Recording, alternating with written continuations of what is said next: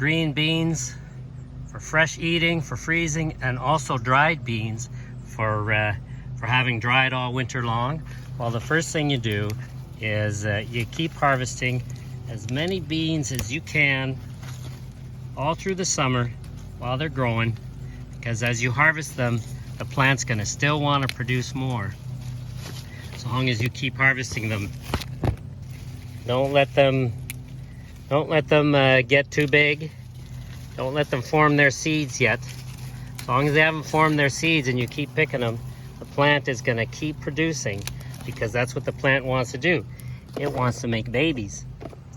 And so you keep harvesting them, and it'll keep putting out little beans.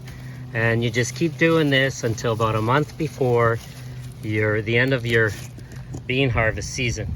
And a month before the end of your bean harvest season, that's when you can stop picking them. You know, it doesn't matter the size, even if they're tiny. Look, even if they're as tiny as this or smaller, if you still have at least a month in your season, this will have time to grow, ripen, and dry by the end of your season. Even if it goes below, if it's started to dry when it starts to go below 0, then it will be able to finish drying when it's below 0. If it's still green when the temperatures start to go below 0, then it likely won't be able to dry and it'll probably just rot.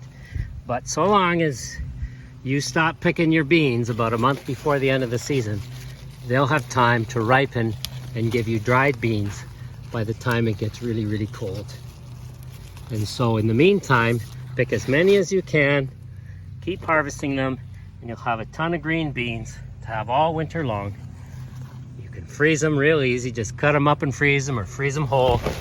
When you go to use them, if they're whole, well, you can cut them up while they're still partially frozen, but cook them while still frozen, and they'll have the best flavor.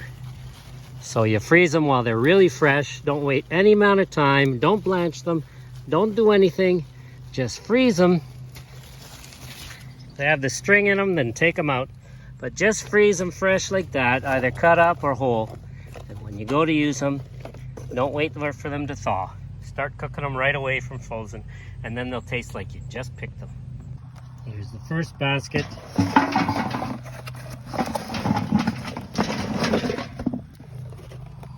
Let's go for another one. Now, when I talk about growing beans, I talk about growing pole beans, growing up the corn, because it's just so much easier to harvest. Also, it's not close to the ground, so you're not going to have little animals chewing on it, and it's not going to have like earth backsplashing onto the beans, so they're not going to get all dirty. Also, when they start to get bugs on them, then you know, when they start to get dirt on them, that attracts more bugs. And so yeah, pole beans are the best, and on a single plant you'll get a lot more pole beans than you'll ever get beans on a bush bean plant, because they have all that vertical space. Like you'll get 10 times as many beans on a pole bean plant as you do on a regular one, and you don't have to bend over to pick them or anything. Because on your pole bean, going up almost 2 meters or 8 feet, let's say, 2.5 meters, well, in that space, you have enough space for like at least 10 bunches of let's say bush bean type beans. Because every 30 centimeters or so, or every foot or so, you're gonna have a bunch like going up the vertical space. I mean, so I highly recommend pole beans, and I highly recommend purple pole beans because they're so easy to find. You see, look at the leaves all behind me, the corn leaves and the bean leaves, the squash leaves. They're really easy to find, these purple pole beans. The green ones, which there are some around here, I'm sure, they're just harder to see. Can't see any right now. I think I've picked them, but I'm looking. You see, look, there's some purple pole beans right there. You can see clearly. I'm looking for the green ones. Can't even find any. Oh, look, there's a couple green ones. You see how they're harder to see? But here they are. They're smaller too right now, but they're just a little harder to find, the green ones. So I recommend planting a variety, but make sure that you got some purple ones in that variety. Picking beans right beside the thistle plant. Thistle plant, which has helped keeping the animals out of the garden. I didn't bother picking it when it started to grow. Even got beans growing on top of this thistle plant. See, look at that. Look at this here. They're using the thistle plant to grow on top of. It's really nice. Some more beans in the thistle plant. Just have to be careful I don't scratch myself on all these thistles, but look at that. Look at all these beans growing in here. Beans will find any vertical surface to grow on and use to find their sun.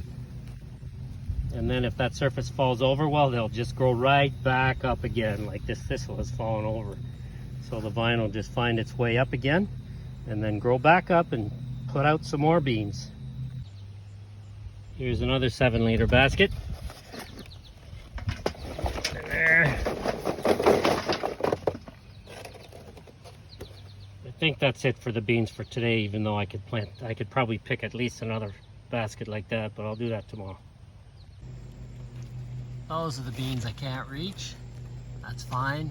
I'll harvest those when they're dry. They're about maybe 2.5 meters up, about 8 feet up. August 12th, another 21 liters of beans.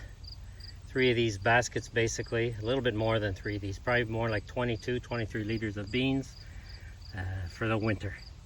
And we're gonna just cut up and freeze. No blanching, just cut them up and freeze. If they have strings in them, we'll remove them. Some of them will even leave whole, and when it's time to use them, we throw them in whatever we're cooking while frozen, and that way you cook them from frozen, they taste just like as if we were gonna eat them right now, right after picking. So here's the Three Sisters demo garden. Surrounded by sorghum on the outside and squash, although you can barely see it because there's all sorts of Joe Pye weed, and there's also all sorts of jewel weed. As you can see, the entrance is completely blocked. I have not gone into this garden in at least a month, if not more. I can come up to the door, but that's it. I don't go beyond it. This garden is completely autonomous. And I mean, the other day I added from the outside, I don't know if you can see them, but there are a couple of bamboo poles trying to hold up that corn stalk there that bent over. Kind of threw that in from the outside. There they are. But wasn't very effective because I couldn't get in close enough. This garden belongs completely to the plants. And the reason why I don't walk in is because I don't want to give the animals a way in. If I walk in, I'm gonna end up trampling plants, and so then the animals will get in. So everything that I'm gonna harvest here, I'm gonna harvest when it's completely ripe. That means the corn, the beans, the squash. And for now, they are just enjoying life in here. I can't really see what I'm looking at here, but there it is.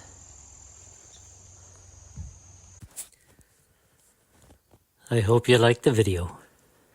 I hope you found it useful, and if you found it useful, then please share it with your friends.